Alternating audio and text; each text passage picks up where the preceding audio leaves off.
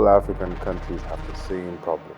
People are poor because they don't have jobs. They don't have jobs because the biggest employer are these SMEs. Yeah. These SMEs can't employ them because they can't access money to grow Yeah. their businesses.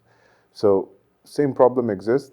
Difference is going to be now in all those many borders, right? So each country has its own rules and laws and regulations.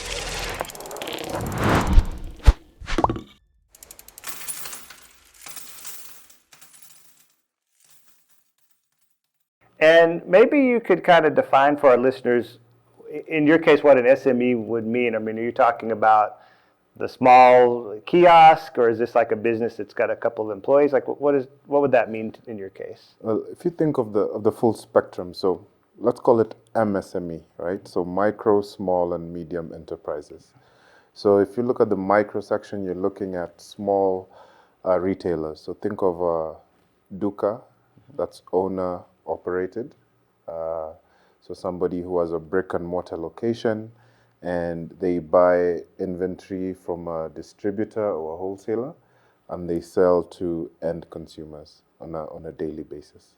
And then now if you move upstream, you have the distributor and the wholesaler. These are a bit more formalized businesses, a bit larger in size.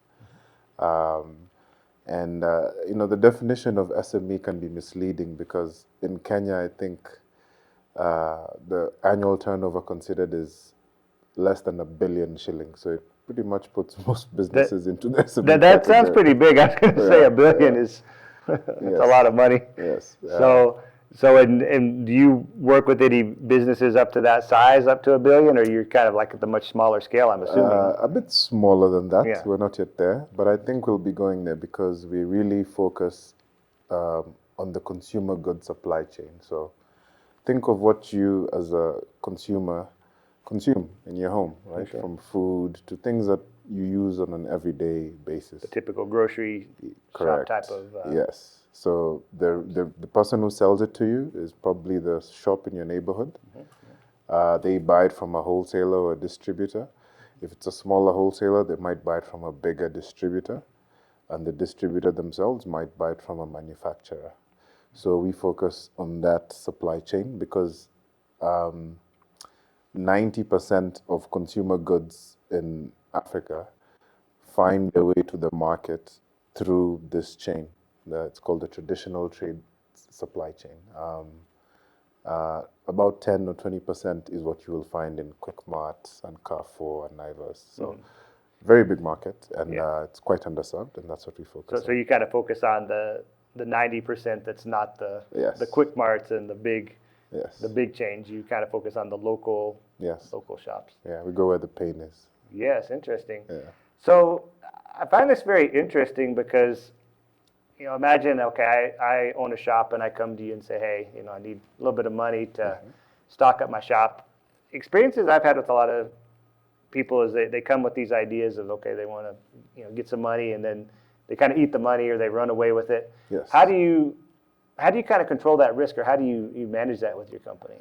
Well, you're right. It's one of the biggest problems, especially in giving out credit, and this is why the banks prefer to stay away.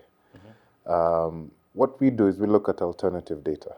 So we look at your history from a payment perspective. So we're lucky enough we're in a market where mobile money has penetrated to the level where even if you're a Duka, there's a history, there's digital history of you buying from your supplier and mostly from your customers buying from you. So we rely on this data to kind of understand the movement of money and inventory through your business. Okay, so you're looking at M-Pesa statements and things like that. Yes. And then to the fact of the using of funds, what we do uniquely is when somebody borrows from us, we don't give them the money. Yeah, that makes a lot of sense. We pay for the inventory. It's a bit tricky to do, but the hard things are what we're trying to do to solve the problem. So are there only certain suppliers you work with, like you have like big suppliers and you have an arrangement with them that you can pay them directly? Is that how it works or will you basically send the money to any reputable supplier?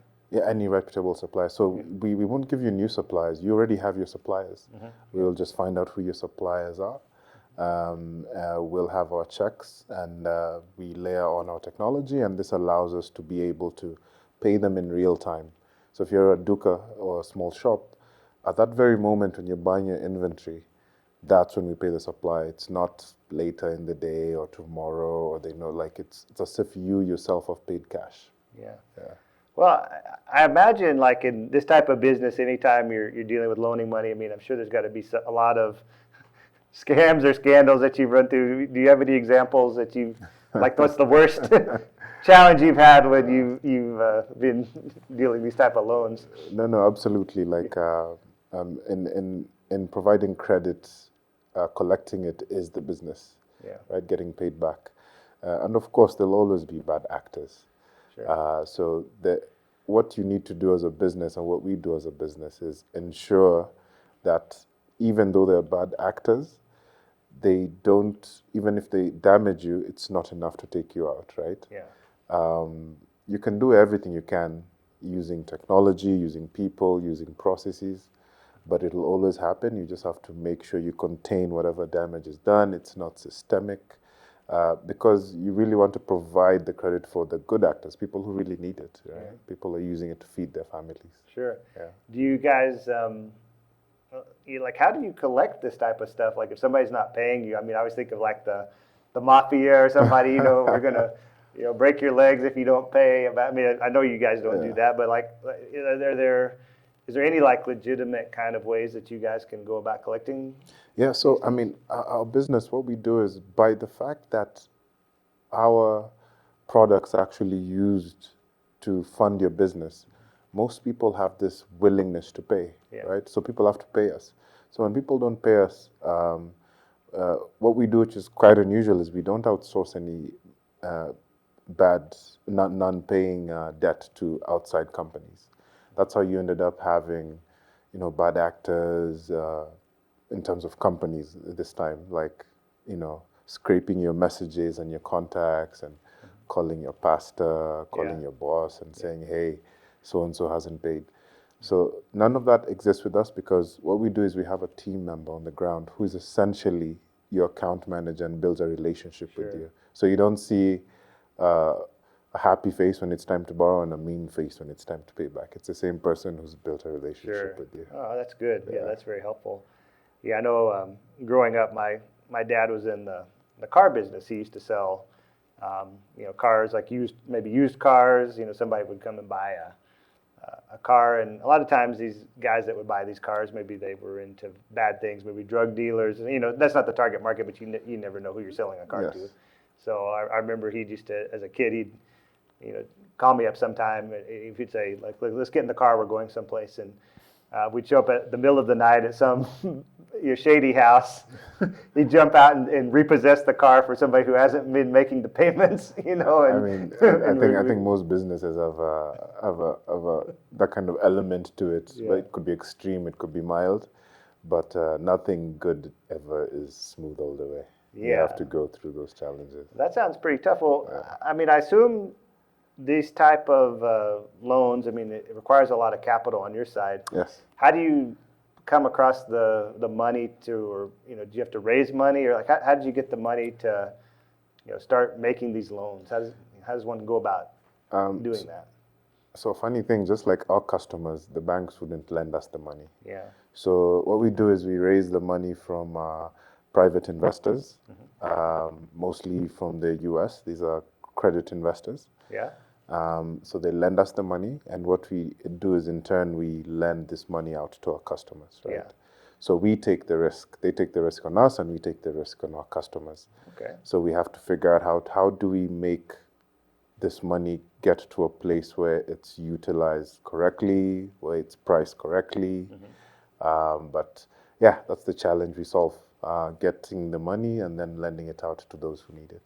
Interesting. So, and would you say like most of the money you raise to do that is kind of like this type of debt financing, short-term debt financing, I'm assuming, or do you also like raise equity for your company, or? Yes. So you need to have some equity investors, so folks who believe in the impact you're having by solving this access to finance problem. And this allows you to build up a balance sheet, which then allows you to borrow from a debt investor. So it's a mixture of both. Yeah. Yeah. And with the debt investments, like, how long are these loans typically lasting for? Are they coming and saying, hey, we'll give you this money for a year and you repay it, or is it a multi-year type of thing? It's purely on who you get the money from, but Yeah. you will see anywhere from 1 year to 5-7 years, Yeah. right? So the problem here is there's a misperception of the risk Africa entails. Yeah. So when a foreign fund gives you money, they price it high because they really perceive Africa as risky. Yeah, big risk capital. And besides pricing is also they try tighten the duration. Now, as you prove that, hey, listen, Africa is actually the last frontier of growth, and you show this in the data and the performance of the loans that you give your customers, then they get a bit more comfortable and you start attracting a bit more even-keeled investors. So Better rates and terms. yes, correct, which you then pass on to your customers. Yeah. No, I used to work for a company called 1 Acre Fund, and we would do microfinancing for smallhold farmers. And if you're trying to send fertilizer and seed out to 1 million farmers across Kenya, you've got to finance that Yes. window of time between when you give it to the farmer and they repay you for their micro loans. So we've had to deal with that side of things as well. The logistics of money. Yeah, I mean, I'm always been more on the tech side. I'm a CTO, and so in that case, right, though, you get to give a pretty large loan, with kind of a short repayment term to make sure that cycle happens. I'm assuming it's the same type of thing that your customers are looking at, right? They need supplies, they need a few days or a couple months to pay it off, I'm assuming. And no, it's actually because it's what you consume in your house. So if you're buying bread and milk every day, then that shop is actually buying bread and milk, if not every day, every other day from their supplier, right? So they get to turn over the money and make that profit in a relatively short period of time. Yeah.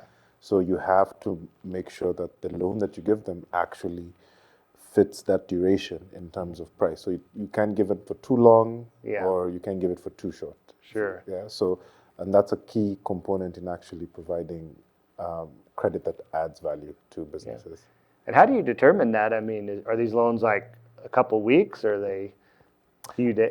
It's in the data. Yeah. Like we can see how often you're buying from your supplier. So you have to get into the data, and you have to make these decisions based on the data. Sure. I think a mistake also may be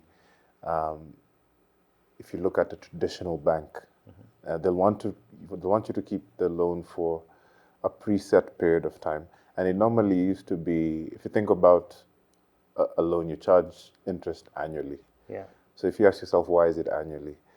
Well, apparently, I don't know if it's right, but the reason it's annually is back in the day, before a loan was made and the money was delivered and the contracts were done, and people were traveling by horse, it would take a while for all that to get back. Yeah. Right. So they said, okay, let's work with a year. Right? Yeah. So, and I don't think that changed. It remained even in this world that we live in today. So. Wow, that's it's pretty crazy. I mean, for these small vendors, a year would be like a really long time. The money would probably disappear if you didn't get it repaid like really quickly.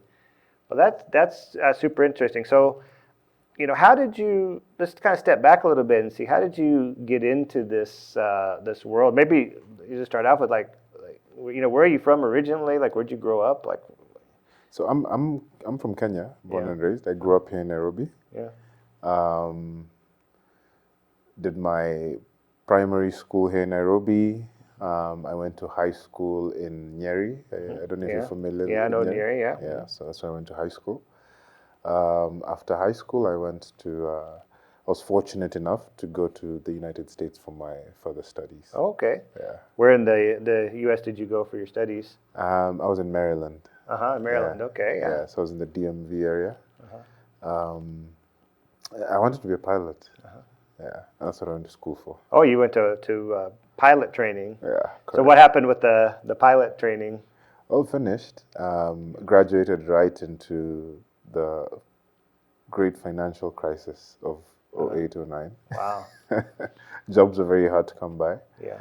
But ultimately, I wanted to return home. So I came back to Kenya, and I was looking for a job in aviation. Yeah. And I stumbled into a job in tech. And that's how I ended up here, and I'm still here till today. Okay. So do you ever get an opportunity to fly planes these days, or just kind of like the... Not yet, but I'm going to go and get my check ride, get my license changed to the Kenyan one, and do it for leisure. Yeah, exactly. Yeah. I'm sure that would be a pretty fun thing to do here. Yeah. So you came back afterwards, and you got it. Like, maybe talk to us through. You got a job with a tech company. What did you start doing when you kind of got into tech? 'Cause that's kind of a jump from aviation to sales. tech. Yeah. Yeah. I was looking for any job, so I remember I got 2 job offers on the same day. It was this one tech company and a bank, and so I chose the tech company. Yeah. And do you feel like you're like a natural salesman, or? Yes, not natural, but when I was abroad, I'd been doing survival jobs that revolved around sales. So I figured, I can be empathetic, I can sell. So that's what I really, it felt more interesting, a lot to learn. So when you talk about like tech sales, like what does that mean maybe to our audience? What is it? So I was working for a tech company that was helping, that was building, part of the team building Lipa na M-Pesa. So my job was to sell Lipa na M-Pesa to businesses. Okay, yeah. So I'd walk into a bar, a restaurant, a shop, and for those of you who don't know this, before there was Lipa na M-Pesa, the only way you could pay using M-Pesa at a business was you send money.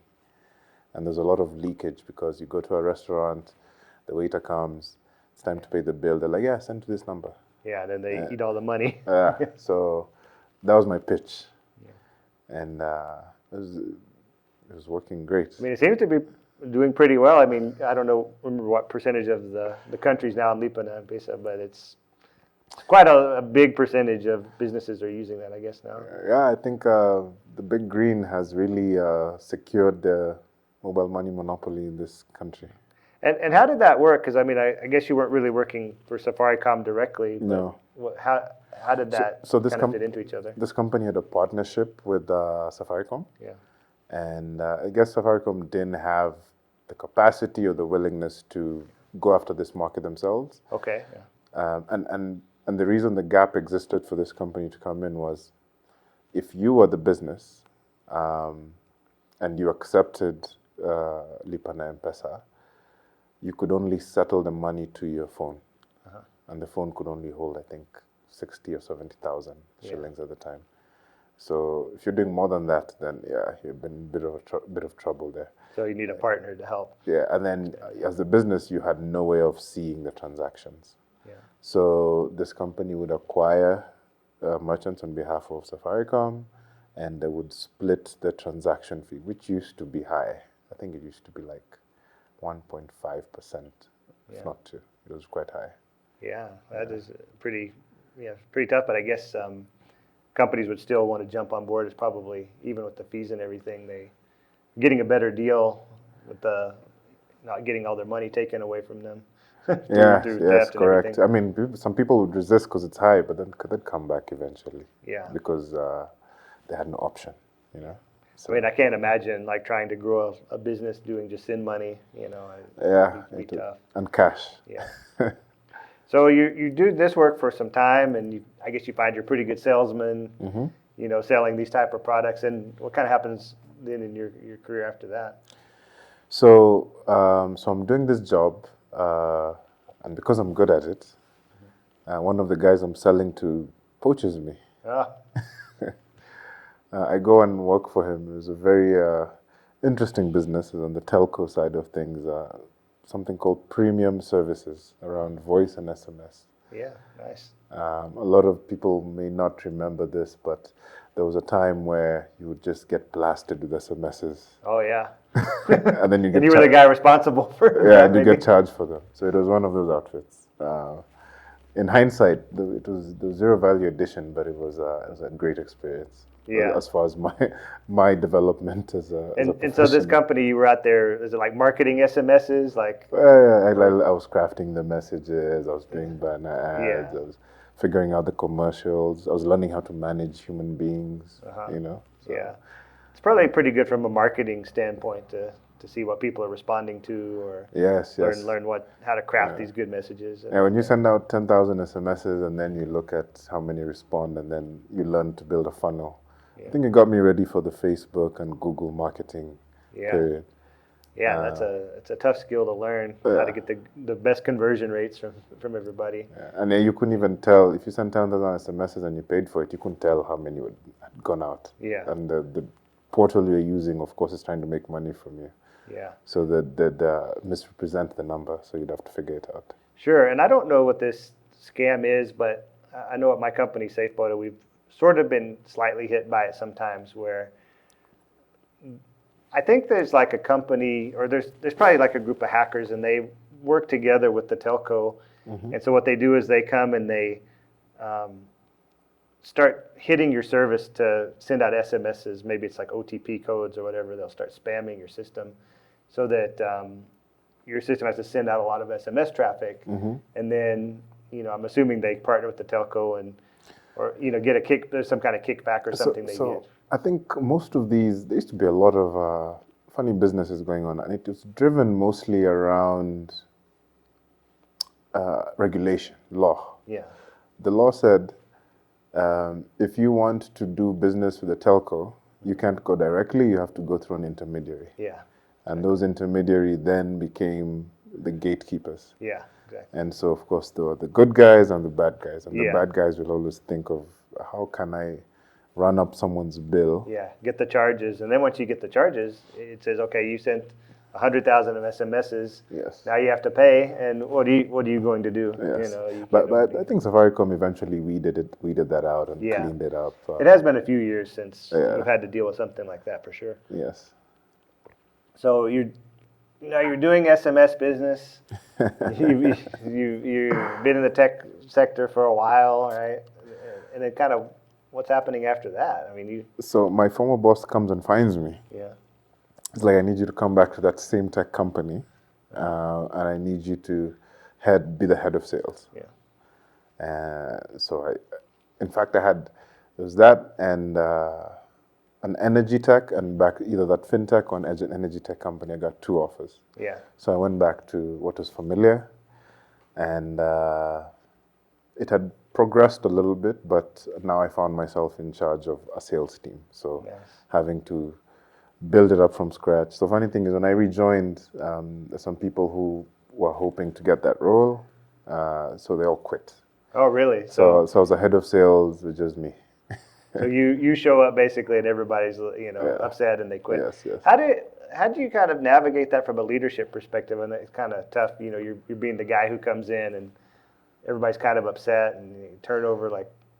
Well, you pause for a second, then you move. You roll up your sleeves, and then you go. And I'm like, okay, I guess I'll have to hire from scratch, and that's what I did. So I started moving around, trying to figure out who to bring on board, and just slowly but surely, just finding the right people. People, everything. So finding the right people is key.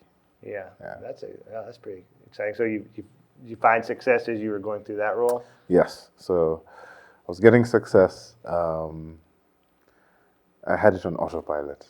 Yeah. It was working. So you were doing sort of it before when you weren't the head of sales, but you already knew the business somehow, right? Yes. Then I found other mentors in there, like super smart people had joined the company, so I was learning from them. I was learning how to think differently, how to look at data, how to make decisions based on what I'm seeing. But yeah, it was an excellent learning experience. And then once again, the carousel of jobs came. I didn't go looking. Another tech company, the CEO, pinged me on LinkedIn. Yeah. And this was a logistics tech company. Your neck of the woods. Yeah. Yeah, and I think the company was Sandy. Uh-huh. And so now I joined Cindy as head of sales and operations.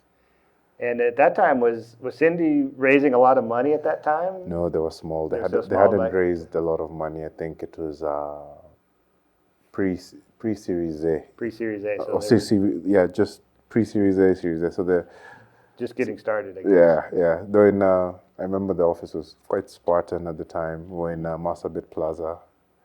And yeah, I got to now be in logistics tech. Sandy was a very pioneering company. Yeah. They were the first company to try to do food delivery. There was no Uber Eats. There was no Glovo. Yeah. They shelved that. They tried to do taxi. Remember Easy Taxi? Yeah, taxi. Yeah. They shelved that, gave you Easy Taxi. Then they got into logistics. So when I joined them, they were doing two-wheelers, so border deliveries. Yeah. That's really interesting. And it's interesting to see that they started with some other businesses and then kind of found their kind of niche part there, which is something similar in my company, SafeBoda. So, we did something similar. We tried the food and shop. Yes. And food is tough, eh? It's tough. It's not to say that we won't ever do it again, but it's something that we stopped doing because there's a third party involved in that transaction. There's the restaurant, right? Particularly if you're doing food. Like shop's a little bit easier, I think, but food is like, first off, you have these menus. I think about like when I first came to Kenya, the thing that surprised me is you get these menus that has like 250 items on it. Yes. Okay, I'll take the Hawaiian pizza. Sorry, we don't have that. We want everything in Kenya, right? Yeah, I'll have the pasta, whatever, bolognese. No, we don't have that. Okay, what do you have? Well, we have a chicken in a basket. Okay, I'll take the chicken in a. I particularly in the rural areas, I started asking like, what do you have? And so the same thing applies with food and shop on the app. Yes. Okay, this menu item's not there, or they get the menu wrong, like they put the wrong thing into the sack, and then your reputation though as a company, the delivery company, is impacted by that. Even so, my problems used to start them from picking up the food. Yeah. The burger comes, it's fallen apart. Yeah. Customer calls, I want the burger. The logistics, the cost of the ride was 200 shillings, but the burger was 1,000. Yeah. When you'd see things like the Boda guy will put the food basket, the plastic bag, back when they had the plastic bags, and put it there in the muffler and everything. They have an ice cream or something, and by the time it comes, it's melted. So no, I don't think the timing was right, especially from a tech perspective, acceptance. Because sometimes I think the driver's been eating my fries. Like, how do I even start to solve that, right? Yeah. Or the food got there cold, I don't want it. Oh yeah, it's so many crazy things. I had a guy who's told me that he ordered like alcohol from the shop delivery, and came and he tried to freeze the alcohol. Alcohol is not supposed to. Yes. It doesn't freeze, but it turned to complete ice. And so there's somebody, the Boda guy or something, who's took it out and filled it with water or something, I'm assuming. Yeah. So it's like dangerous stuff, I guess. Yeah. And the timing also, if you think that was back in 2017 thereabout. Yeah. Not everybody had a smartphone, and those who did, the data wasn't as affordable as it is today. Affordable in quotes. Yeah. It was more expensive. Right. And take it further, it was just tough. Yeah. So you come into this company, and it's, I guess, now pivoting to focus on logistics maybe at that time. Yeah, they were already in logistics. They were doing two-wheel. Yeah. Yeah. Okay, and so what were you selling there at that, or I guess you're. So now I'm head of sales and operations. Yeah. So when I joined, I was launching their four-wheel businesses. So now, besides two-wheel, you have to throw in pickups and vans. And trucks into the mix. Okay. Think of all the trucks. And this is solely focused on like packaged, moving goods, and not people, but moving goods. Correct. Right? So it was my job to get the partners who own the vehicles to carry the goods, and to get the customers to place the order on the app so that we could deliver the goods. Okay. So that was my role there. Okay. And also come up with the prices.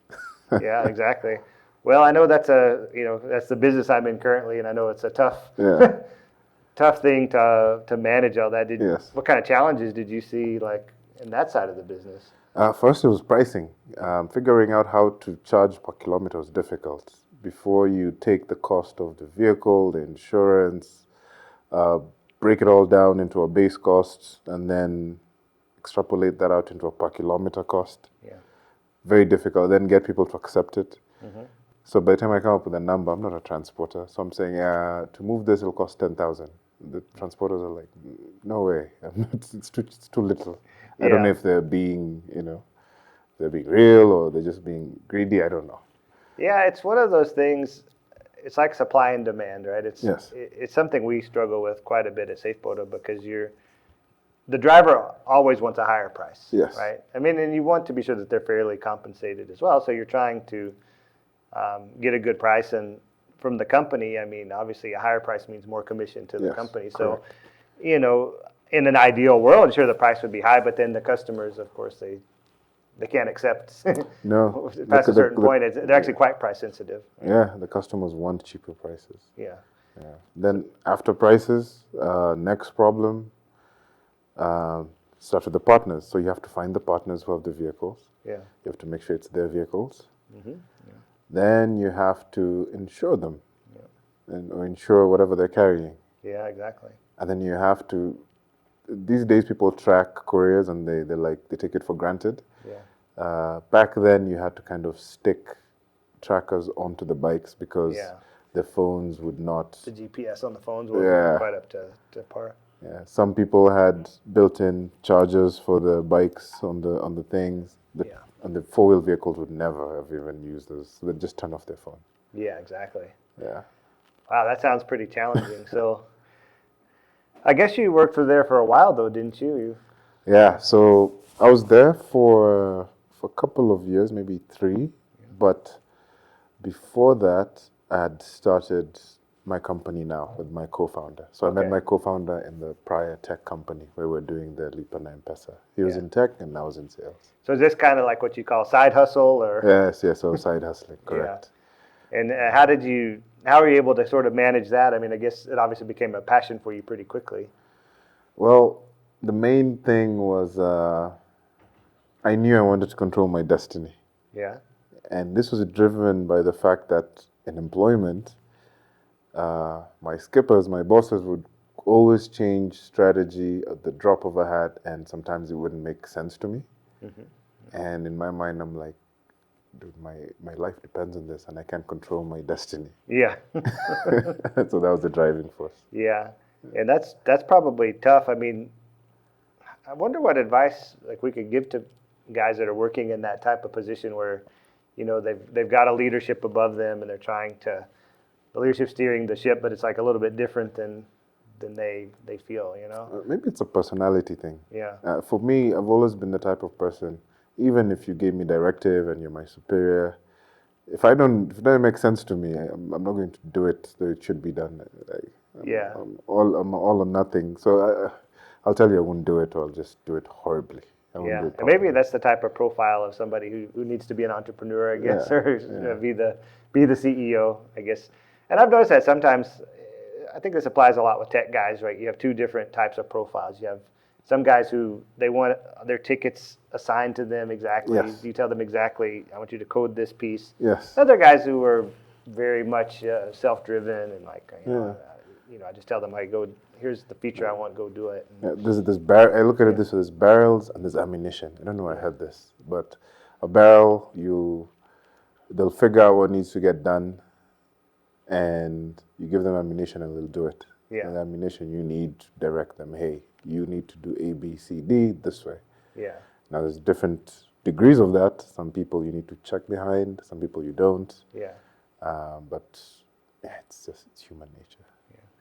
So how did this process when you're starting the company? Did it just grow to a place where then you were just like you left Cindy behind then and say, hey, it's time. I've gotten big enough now, or I need to sustain myself. My co-founder. So we're doing it while employed side hustle. Yeah. Then my co-founder, his job, the contract ended. Yeah. So he was like, okay, let me do this full time. So he was in it full time, and I was supporting from the side. Yeah. And at some point I was like, okay, listen, if this thing can pay me, at the time my goal was 100,000 shillings a month. Yeah. This thing can pay me 100,000 shillings, I'll quit. Yeah, exactly. And one day we were having a meeting and told me, hey, by the way, boss, you see the financials, this thing can support you. Wow. And funniest thing is that I'd bought my first car using a loan. I've never used an auto loan before. Yeah. So I've been paying it slowly over time. So I aligned my last day of work with the last payment of the of the loan. The auto loan. Yeah. So the car was paid off. Yes. So I ramped up payments until I was like, okay, that's a little bit the last payment, and that's how it happened. And then you've got the little support that they can give you to now be able to get started. Well, that's really amazing. So, I guess still it feels pretty risky, right, to make that jump though. Do you ever get like quite nervous about it, or? So for me, I looked at it this way, because I didn't have a wife. There's no wife, no kids. Yeah. So it's more of a risk staying in employment. Yeah. Like that's more of a risk Yeah. than doing this other thing. Yeah. So there I'm looking at it. If I do this and it fails, I can talk. I can get another job and survive. Yeah. It wouldn't be bang bang, but I'm not going to sleep on the streets. I'll figure it out. Yeah. So to me, the risk was not taking action. That's how I viewed things at the time anyway. Yeah, okay. That's good. And I think that's always interesting. I remember when I was very young and this big entrepreneur guy, made lots of money, and, he was kind of asking me when I was young, well, why don't you go out and start a business? I said, well, it's risky.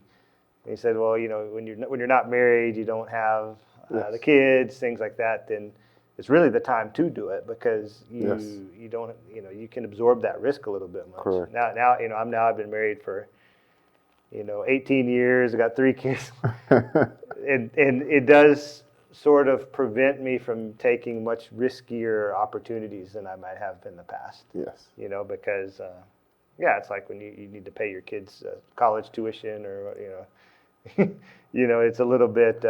No. There's it's a point in time. So you look at how much you need to evaluate the risk at the point in time. I mean, that's actually the business I'm in, if I think about it, right? Yeah, exactly. But the thing I've always wondered is, even when I was leaving the US to come back home, I had the option to stay there. And people ask me, why are you leaving? Why are you going home? Because I'd been there for a long time. And I'd come home, like, why? Why are you going home? What's in Kenya? Yeah. And I came home without a plan. I didn't have a job. Yeah. I came with all the savings I had, which I depleted promptly. Yeah, exactly. But if I hadn't have taken that risk, I don't think my life would have panned out the way it has today. Yeah. Well, how did you end up going to school in the U.S.? I mean, that's a big jump. You just... I was fortunate. So my mother was studying there. She'd relocated there. Okay. So my kid sister and I just followed her there. Okay. So your mom had relocated, and so you went to school there, and was it like a culture shock for you when you went there? Or? Yeah, absolutely. What did you find like kind of crazy about it? So the thing about it is, I mentioned I finished high school here, but I didn't quite finish high school. That was 1 year of high school I had to complete there. Oh, so you went? Did you go to like the public high school in the States, or the private one? Yes, but I went in Wyoming is where I finished. Oh no! So it was true culture shock. When you say Wyoming, I mean that's So weather was number one shock. Yeah. Dead of winter. Then not seeing, black people of color like me. It just wasn't common in Wyoming, I guess. Yes, exactly. Wow. And how did people receive you there?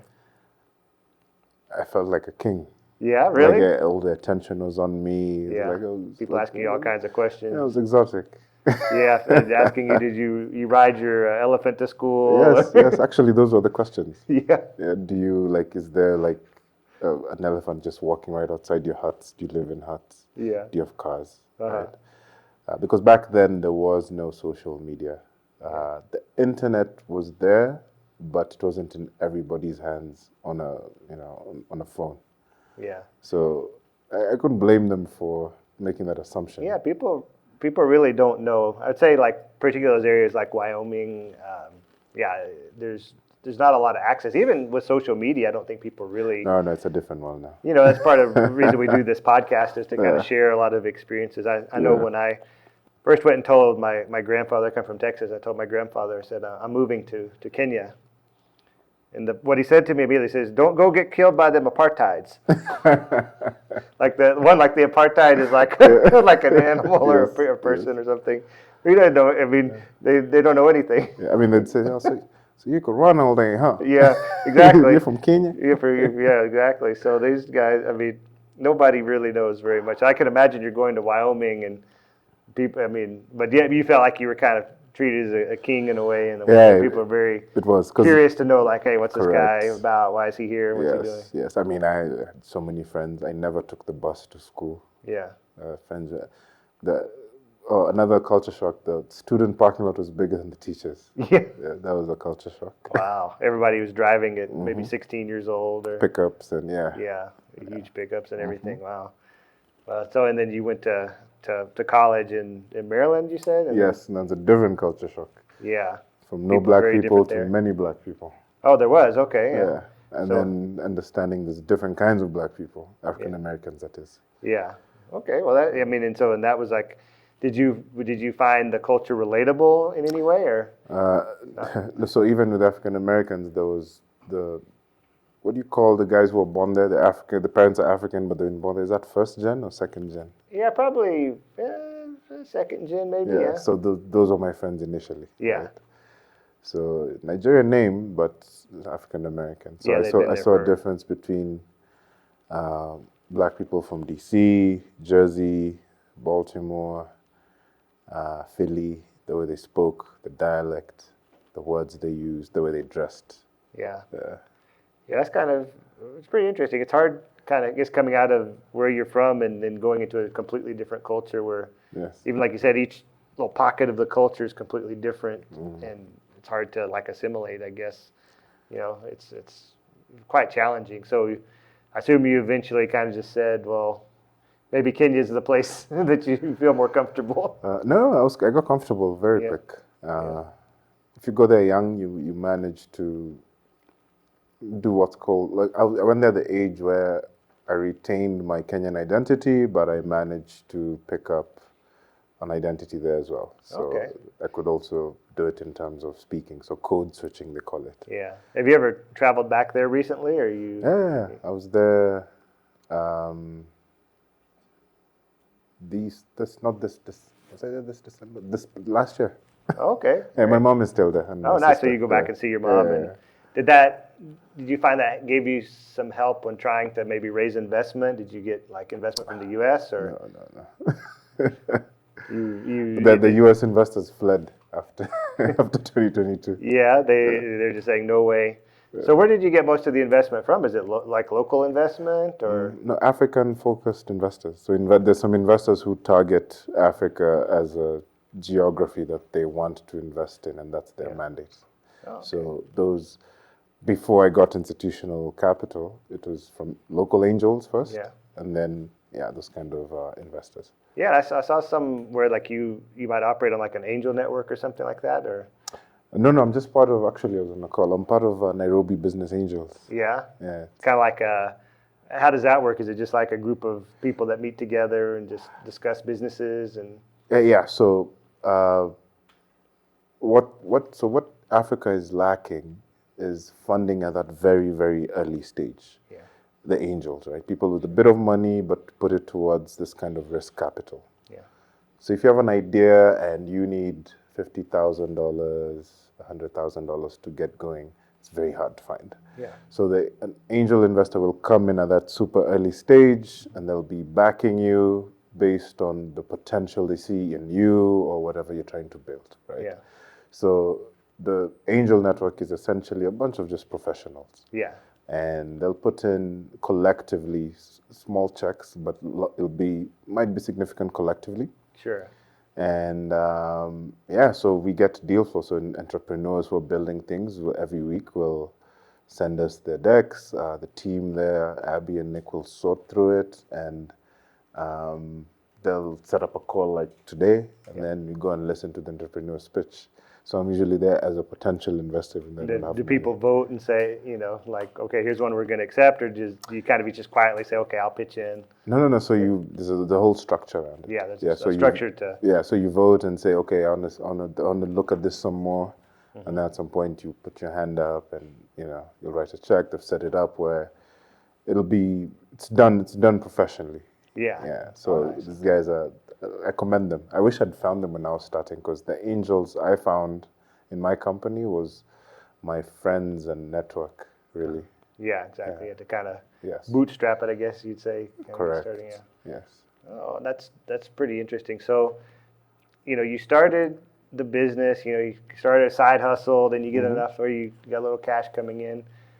What was kind of the next step there? I mean, did y'all start trying to raise a lot of money right away, or? So yeah, it was my job to raise money. So immediately I joined full time. I started I had to teach myself how to what does raising money mean? Yeah. I didn't study finance. Yeah, exactly. So what is this venture capital? What is all the terms that go along with it, right? Yeah. There was no did you have a lot of rejection from investors when you're going around, or did you get lucky and hit like the first? So I was so ignorant, but what I did find was I was getting a lot of interest, but I didn't realize it was because of the time. Yeah. It was the go-go years of people trying to invest. So yes, rejections were there, but almost immediately I was getting term sheets. Small amounts, but I was getting term sheets, right? Yeah. So I had to have somebody walk us through, okay, what does this mean? What are these terms? Yeah, exactly. Yeah. That's pretty amazing. I guess the timing was just about right for you, right? But I didn't know. Yeah. Yeah. So were you rejecting term sheets, I guess? No. In fact, one investor pulled a term sheet Really? from us, yeah. Why'd So they- I had one term sheet first. This investor really wanted to invest. French VC, Savu Ventures. Shout out to Savu, the best VCs ever. So Benoit and his team gave us a term sheet. And we got another term sheet from a Mauritian VC. Uh-huh. They pulled out, but the French VC needed a co-investor because they're not from here, so they wanted Right. somebody at least to come help carry the risk. Yeah, exactly. So eventually they pulled, and they told me, "Hey, go look for a co-investor for us." Yeah. I looked, I couldn't find. Oh no. And then just before, he said, "Okay, I'll do it myself," and then COVID hit. Yeah. And then things started falling apart. We lost all our revenue. Wow. And he hadn't sent the money yet. Wow. Yeah. And so I guess because your business was, about selling goods, so was it just that shops started shutting down? Yes, all the shops got shut down. Yeah. Yeah. So I guess all the people hoarding toilet papers and those things. In that initial period, people didn't know what was going on with COVID. So Yeah. just boom, everything shut down. Yeah. So how did you get through that time if all the VCs pull out? So that's why this VC is special. They wired anyway. Oh, really? I told like, hey, listen, if you give me the money, we'll use it to survive from March to December, and they wired anyway. Wow. So that kind of got you through that time. Yes. Yeah, that's pretty amazing. We had a small team, maybe 8 people, 9 people. Yeah. Yeah. And so after, I guess, a few months, then things went back to normal. And Yes, we got back to those same pre-COVID numbers in December, but survival, we had to slash our salaries by more than 60-70%. Yeah, that's pretty Everything crazy. just put it on hold. Yeah, that's a tough time. I mean, my company, SafeBoda, we had the same type of thing happen. I think you're raising Series B round, pretty decent amount of money coming in. Then Yeah. COVID happens.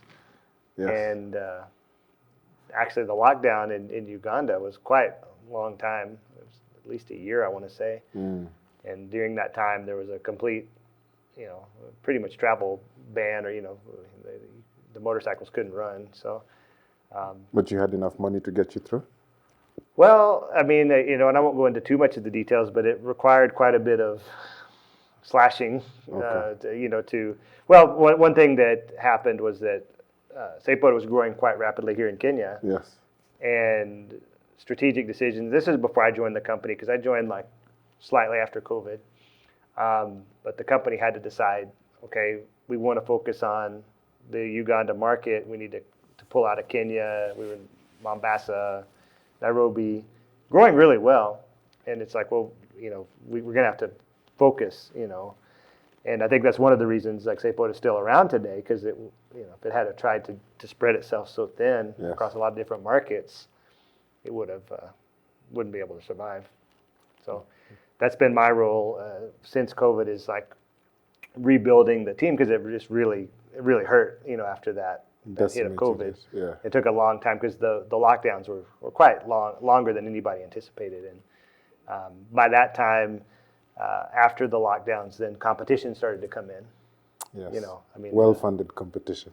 Yeah. Well, I mean, it's amazing. Like, you look at my tech team. We have, like, let's say 30 staff. The Uber, like 4,000 engineers. Bolt, like over 1,000. And we're competing with those guys. So. Yes. It's pretty amazing what you can do, and in using mainly Kenya talent as well. Yes. It's like I remember when they came into the market. Yeah. I remember when I was at the bike company. One day there were no riders online, and then found out Bolt was I'd called a meeting for all the riders, free KFC. Yeah. Oh no. There's no drivers. Yeah. I mean, a lot of these companies, they have a lot of strong tactics, and there becomes even more and more competitors that coming into the market. Every day it seems like it's something becoming more of not a commodity, I wouldn't say, but there's a lot of companies now that are doing transport, logistics. I don't know really what happened with Cindy. I know they had a little bit of a collapse, but they changed strategy. But the logistics part was working. It was tough. Yeah. When I was there, I lost my hair. Oh. I never once slept through the night. Yeah. Just calls. Where's my truck? Where's my fish? Where's my this? Truck's been stolen. This has been stolen. It's a tough business, yeah. Yeah, I guess. But it's interesting to see. I mean, and this isn't just something specific to Cindy, but I saw at some point they raised a lot of money. I don't know how much, but it seems in the very high levels of money. Yeah. So they pivoted and started chasing the model similar to Asoko and Trigger Foods, which is very capital intensive, very low margin. Yes, exactly. But there was a rationale behind it, and the rationale being we'll run up the GMV, because the GMV for cost of transport versus what's in the truck, they're two different, night and day. And what do you think the rationale behind that is? I mean, is it that investors like GMV, or is it? No. So at that point in time, it was very frothy investment market. Yeah. So if they had a high GMV, they could easily raise 100, 200, 300 million dollars. Right? Yeah. And I think they're on track to do that. Yeah. And then one day, the markets just everything fell out. Yeah, Mr. Market just decided otherwise. Yeah, there's been a lot of companies. I mean, last couple of years, it seems like there's been at least 3 or 4 pretty big name companies, with them being one, that seem to crash, right? That raise a lot of money. And I think what's interesting is I'm sure a lot of young guys see this. They see somebody go out, I raised $100 million. They think, okay, now the boss is a millionaire. No, I think also the media does a disservice. That headline number is never what it is. Yeah, exactly. People, if you see a company saying they've raised even $1 million, most people imagine $1 million arriving like whap at once. They're expecting to see you in a Rolls Royce. That's not how it works. It's something that's potentially even raised over time, 200K here, 100 there, And then by the time the announcement comes, they probably already spent half that money, if not more. Yeah. Well, it's especially in the early stages. So a lot of times it's just the valuation, and yes. They inflate the numbers quite a bit. But I mean, have you kind of experienced that, right? I mean, I guess you guys have raised quite a bit of money, I'm assuming. Yeah, I experienced it. I felt that the feeling like you have a lot of money but you don't. Yeah. Yeah. It's a challenging thing, because people can see those numbers and be like, oh, yeah. No, people think I'm rich. All the people, all the relatives probably come. Oh, I saw in the news you. No, I was getting even still today. I think I still get emails and phone calls from random numbers because of those announcements. Somebody sees in the news or something, and they're coming at you. And it's not really an achievement to me. That's the thing. It's a milestone hit, yes, but raising money. I think it's Mark Cuban who say. I mean, if you're raising money, then you failed at the first level, like building a profitable business and without outside money. Right? Yeah, exactly. Well, at some point you get to that point where you're, I guess, trying to be profitable, trying to make sure you can sustain your own cash. How do you guys find that journey? I mean, are you? So I think naturally that's how we've always been wired because we just never had access to a lot of money. So we run the business for cash flow positivity. Yeah. Yeah. So we always make sure we're in the green or always looking that. Never been very mindful of our spending, right? Yeah. Making sure it's everything across board. You should come to our offices. You'll understand what I mean. Well, I mean, and I guess, do you think that's why a lot of these big companies who raised all these funds, they couldn't make it because they didn't watch cash, I guess, would be ultimately maybe what happened. They run out of cash. No, again, it depends on the time. Yeah. So maybe at the time you raised money, the investor who gave you the money expects you to spend the money to show top line growth so that he can sell it to the next VC up so he can have his markup, so he can show his, it's all incentive. Yeah, right? Exactly. Yeah, it's very tricky. I mean, and we know the VCs, they want to get the, they're expecting a unicorn company, right? And they want you to really sell for, like I said, maybe their incentive is they want you to get to the next round so they can cash out. No, it's never really spoken about. But even before, this is Africa. There's not that many cash outs as such, right? So it's more so getting the markup. That's a first layer win. If you can get DPI, then much better, right? But that markup, it'll be driven by the person who did the deal because he looked good in his organization, right? Yeah. It's all incentives. Yeah. And you as an entrepreneur, you're going to do what your investor, aka the person who trusted in you and did the deal, because you want to also make him happy because he's on your board, right? Yeah. And the same thing as an employee reporting to you is going to do whatever they need to do because he thinks if he does X, it'll make you happy, right? So it's all incentives. Yeah, so everybody's kind of playing their part in this big game, right? And I mean, you need the investors to keep the doors open and get, grow the company, right? Yes. So you got to please them. You got to please the employees. The employees have to please you. It's like the game is the game, but the where people make a mistake is when they don't know there's a game going on. Yeah, exactly. So, Well, I'm sure there's a lot of founders who maybe they go up against the VCs, or the VCs say, "Hey, I need you to grow GMV," and they're like, "Sorry, I'm not going to do that," and that's where they make the mistake because they don't understand the game. Is happening, right? I mean, as a founder, what you need to understand is you get this shot at goal, right? Your time is limited. Your time is finite, right? And you're spending it on one company. Yeah. An investor might have a portfolio of companies. So if yours failed, okay, we have another shot at goal, right? Yeah. So time is the most important thing here.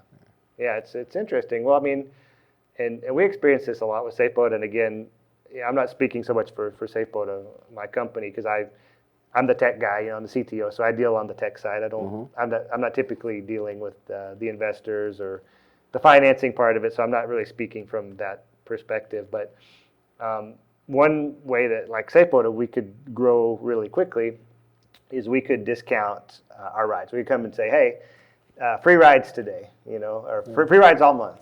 Right, and we'll get thousands of customers coming for free rides. You'd sell $1 for 70 cents. Yeah, exactly. But we have to, we have to pay the drivers to do those trips. So we just burn growth capital. Right? Yes.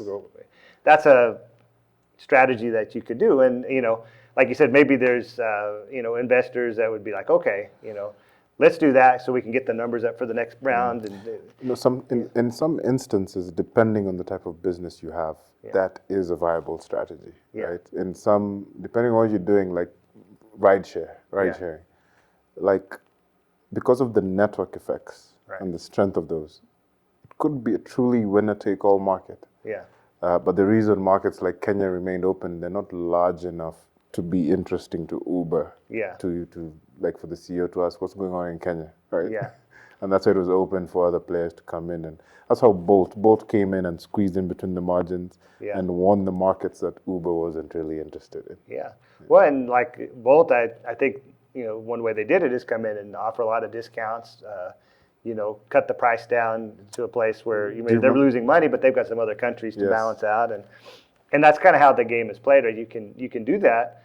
And then you have to look at kind of what your business is, right? Is it going to be, is your your customers going to stick with you? Yes. Okay, I have 50% off my ride today, but are you going to stick with me if I do that? And so I think a lot of companies, how they kind of burn out or run out of cash is they try these growth strategies, but then they don't have the stickiness plan for long term, and then okay, the growth didn't stick, and now it fails if there's an incumbent already. You're burning money to steal them from. Yeah. But it's a different tactic. I was watching the interview by the founder of Bolt, and he was explaining when they were kind of scaling into these tier 2 cities, so to speak, Nairobi being one of them, the strategies they were using. Yeah. And it made sense. It made a lot of sense to me, at least. Yeah. Exactly. Well, and what's interesting is, and this isn't specifically to Bolt, but a lot of the ride-hailing companies had some issues with safety. People were getting mugged or robbed in the car, or there was a thing where a guy was exposing himself to ladies in the car, and and that's the challenge with a lot of the international companies. I think when they come in, like you said, the CEO of Uber, isn't asking about Nairobi on a daily basis. No. Maybe once a year he probably says, "Hey, what's happening in Nairobi?" I doubt he says anything unless somebody on his team brings it up. Yeah, exactly. It's too small. It's too small for their, and that's what a lot of these bigger companies, when they come from international places, they struggle a little bit because they're diversifying too fast. Yes. I mean, have you seen that? Like for your company, are y'all pretty much focused on Kenyan market? I mean, you have to go to different countries and everything. So we want to go to different markets Yeah. because the problem we're solving pretty much exists in sub-Saharan Africa. Yeah. All African countries have the same problem. People are poor because they don't have jobs. They don't have jobs because the biggest employer are these SMEs. Yeah. These SMEs can't employ them because they can't access money to grow their businesses. So same problem exists. Difference is going to be now in all those many borders, right? So each country has its own rules and laws and regulations. Do you have to have like a special license to operate here in Nairobi? I'm sure there's licenses, but do you have like a special Fintech type of thing? Or? Yeah, so Kenya is licensed now. You need if you're going to provide any sort of credit to anyone, you need a digital credit provider's license. And I'm sure those licenses aren't easy to come by. Or No. The central bank is quite thorough. Yeah. And one way of being thorough is also, they're quite thorough. And so is that kind of like the expansion strategy for you guys? You'd have to get your own license in each country you want to open? Or? Yes, exactly. If there's a license required. Yeah. Right? So you have to get there's a couple of things you have to solve. You have to get the licensing sorted. Yeah. You have to build the technology to work in that market. Mm-hmm. Then you have to go and acquire customers in that market. Yeah. So language is a factor. You have to figure out the culture. So things like Kenya, Uganda, quite compatible. Mm-hmm. Tanzania, Kenya, it may seem compatible because there's Swahili and it's next to each other, but no, there's a big culture. Very different environment. Yeah. Yeah, and I think that's why SafeBoda we do Uganda, Kenya pretty easily because it's kind of, I mean, licensing requirements are different. We have a regulated Fintech wallet in Uganda, but in Kenya, I don't. We're not at the place where we're interested in trying for that side of things right now. I mean, but the regulator here is quite advanced in terms of the setup, and I think we just need continuity when regimes change. I think we're starting to see a bit of that. But so then if you go to Francophone Africa, for example, there's caps. You can't charge more than X a year, right? Yeah. So if your money costs more than that, the business doesn't make sense. Yeah. Right. So you can't run it. Pretty much those rules have made the banks or the microfinance institutions oligopolistic or monopolistic there. Yeah. Well, it seems like what you guys have, you have a business model that can grow to quite a few countries at least if you have the persistence to work through all the regulations. And a lot of work, but it's doable. I mean, what motivates me is the fact that if we've gotten this far, where we should have died, it's easy things. Yeah. Well, how close has it been for you guys? Like collapsing, I guess. How scary has it been? You have any particular examples? I don't want to scare my team members here, but we have stared at the abyss many times. A couple of times, not many times, but a couple of times. But and how do you deal with the stress of that? I mean, what? just me and my co-founder huddle up and call each other, and we don't say anything, and we just breathe in the phone. Oh no.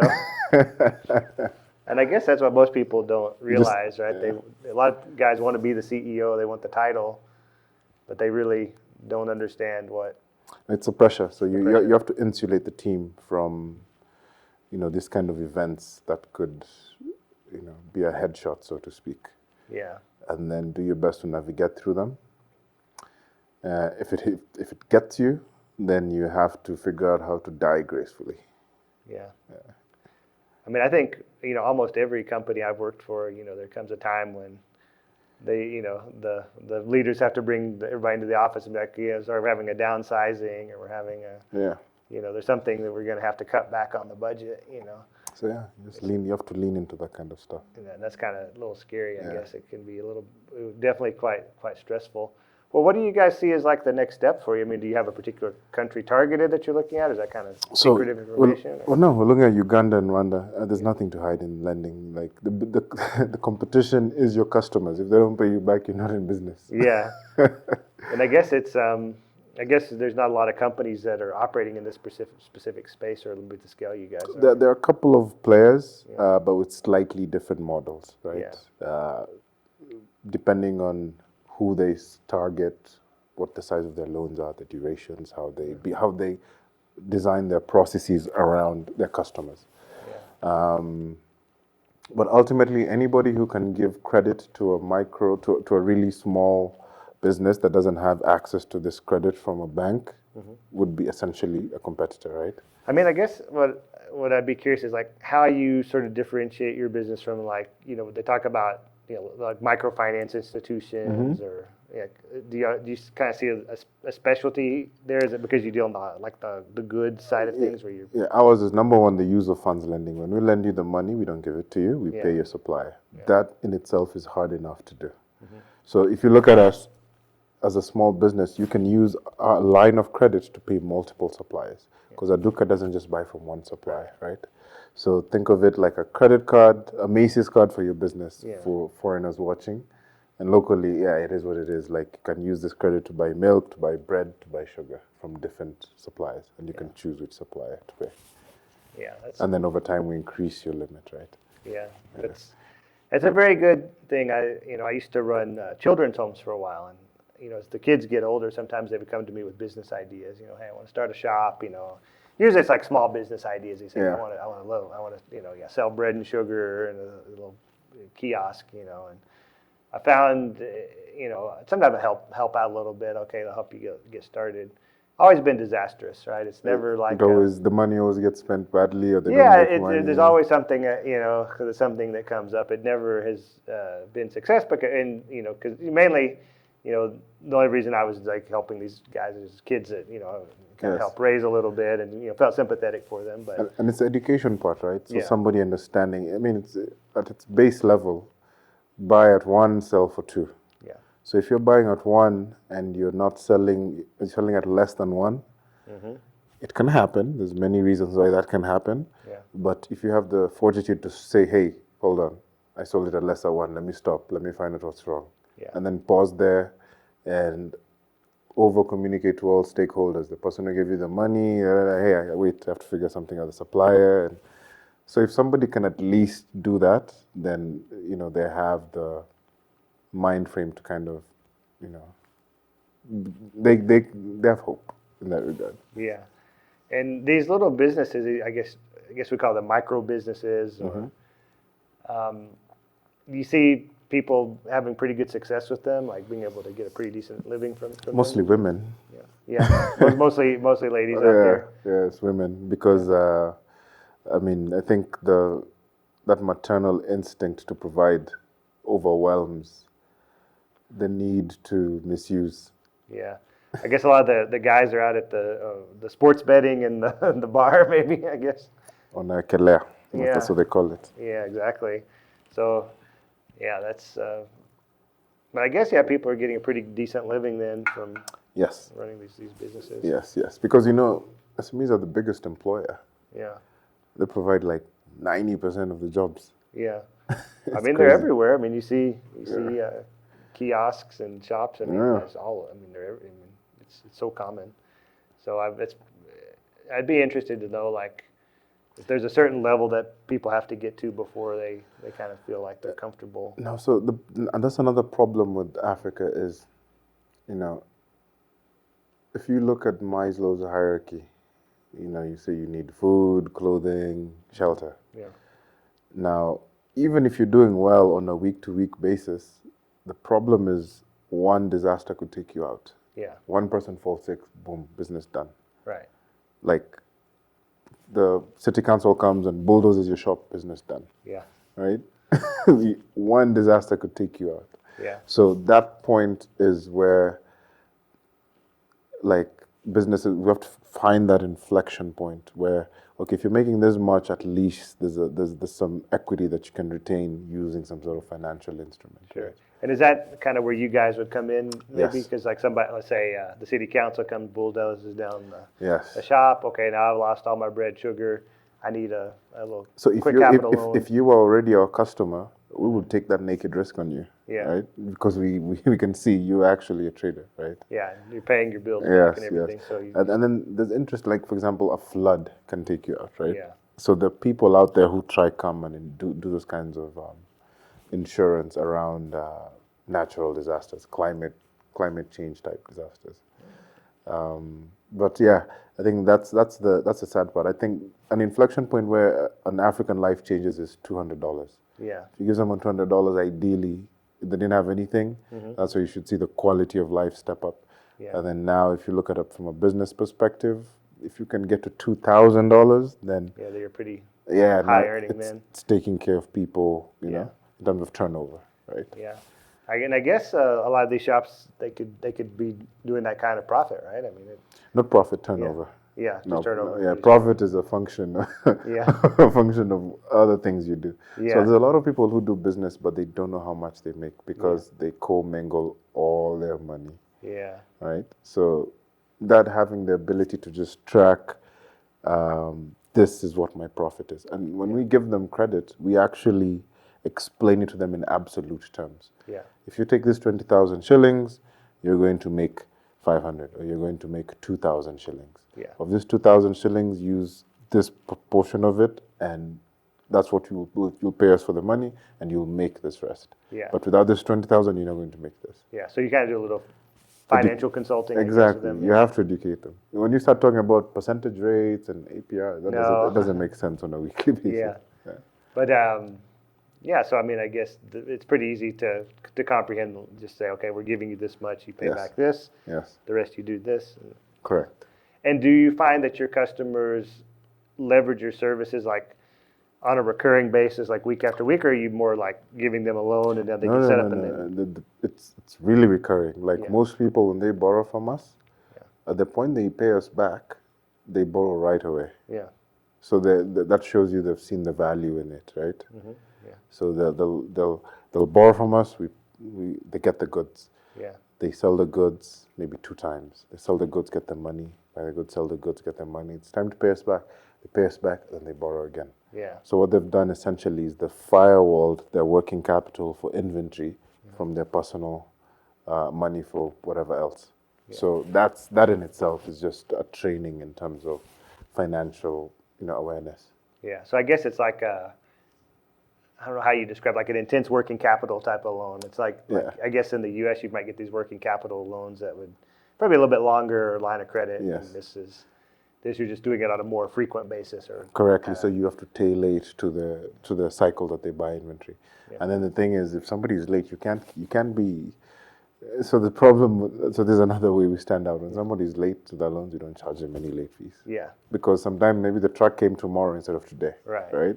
So you kind of work with people. Yeah. As long as you get paid your interest. The goal is not to make late fees. Yeah. The goal is to make sure you grow and you're able to access more credit. Yeah. Right. And how is that part of like just the mentality or the the kind of the ethics that you guys have, or is it? Yeah. So my co-founder and I, kind of where we worked before, we saw different behaviors, and like if we're transparent, then it'll solve everything. So even with how we deal with our team members, like we just said, as long as everything is on the up and up, the most important thing to us besides time is sleep.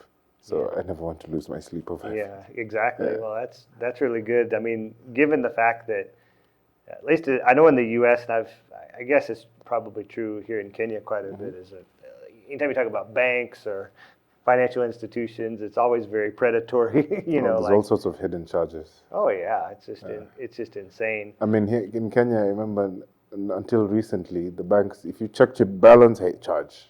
And then charge. Yeah. You ask for statement, charge. Yeah. Oh yeah. Yeah. I mean, I was looking at my statement the other day, and it was like, what in the world? Like, every little transaction, like, why are you charging me this fee? It's kind of predatory, because once you're locked in, there's nothing you can do, and particularly the interest rates. I mean, I had a credit card in the U.S. I think when I got the credit card, it was 9% interest or something, like really low for credit card. And then the other day I was like, why am I paying this thing and it's just not moving? And they had changed the interest rate to like 31%. Yeah, and I'm sure when I'm sure like even the new generation, the young people are not getting locked into those. Yeah. I mean, they're in a different version of it when you start dealing with the fintech, the chimes and the so on and forth. Yeah. Well, you don't realize it with a lot of that. I mean, like even if you look at M-Pesa, right? It's like every little fee, it's just a little tiny amount you're paying on the M-Pesa fee. No. I think no. Let me not come. I need them. You don't want to like. I need them for now. Yeah, you don't want to talk about the crimes of this kind. No, but the one thing I do need to say though. Yeah. Whenever you guys have, no. I guess it's like unspoken, but it is what it is, right? It's like the people with the money control. And I get it, right? Terms, right? Like the goal is to be a monopoly. You need to control your market and be able to extract full value out of it, right? Yeah. Because of bringing this thing into the market. Yeah. But there's levels to it, like. Well, that's what I never quite understood, right? Is like the credit card example, like okay, you're charging somebody 31% interest, and that's what like for years. I mean, I've never made a late payment on a credit card, or I've always pay my debts, right? So there's no risk profile of to be charging. And I understand like if you're, I guess, dealing with maybe customers who are. There's a big risk they won't repay. In the U.S., it's not feasible. Like that's maybe they got you when you're young. Yeah. And they kind of just hid it from you. Yeah, exactly. Yeah, it's crazy, but yeah, I guess the point is if you have good ethics and you treat people fairly, you realize, hey, they've got a business, they need, they don't need ridiculously high fees, and you're kind of working with them to get what they need, and then you get your business, and people will want to work with you because you're providing a service that's reasonable. Yeah, and whatever you're paying us has to fit within your margin. If it's more than that, then I'm sorry. Like we're just setting ourselves up for pain here, right? Because you're not going to pay, and we're going to lose the money, and there's nothing you can do about it because like. Yeah, it's all kind of a puzzle to put together. Well, and I guess in this whole time, I guess as the CEO, I assume you're managing a staff now. And have you had any like crazy experiences? Managing people? Yeah, managing people. Of course. Yeah. Human beings are everything. Yeah. Do you find that part maybe even harder than raising money and getting finances, or just different maybe? I think it's just as difficult, but with the human bit, if you find the right people, you can solve a lot of problems, right? But it's also a function of the finances that you have. Yeah. Like, I don't care if you're the best CTO, you're not going to work for cereal. Yeah. You got kids to feed, right? But they got to go to school too. Yeah, exactly. So I need to be able to afford you. So if I can't afford you, then I need to be able to get what I can afford in terms of talent. So yeah, it's a tough thing, and I mean something crazy. I think in the early days, you hire somebody, They steal, they disappear. I don't know. I think that's a standard thing in Kenyan businesses. So money disappears, or Yeah, it's just it's just different. It's different. I've experienced many different versions. Even when I was employed and I had a team, yeah, you still experience different problems. But on the flip side, when you do get somebody right, you immediately feel the burden lift. yeah, exactly. Well, and that's what a lot of, I think, leaders or people who want to be leaders, they don't understand is, if you have 10 employees or 20 employees, one bad employee can spoil the whole company essentially. Whether it's bringing in just a bad vibe to the team, or bad, Yes. spreading gossip or getting people worked up and making them kind of, rally against the boss or something like that, or not sharing. Toxicity can breed a lot of professional debt. Yeah. So that's what's exciting once you finally get the right mix. So I guess you guys have spent a lot of time working on that, it seems like. Yeah. We're not there yet. There's still a few pieces, but I think we're heading in the right direction. Yeah, it's kind of a evolving process, and you get there. Well, I mean, what would you like to tell the young guys out there, like, maybe one day want to be in your position? Like, how do they get to where you are?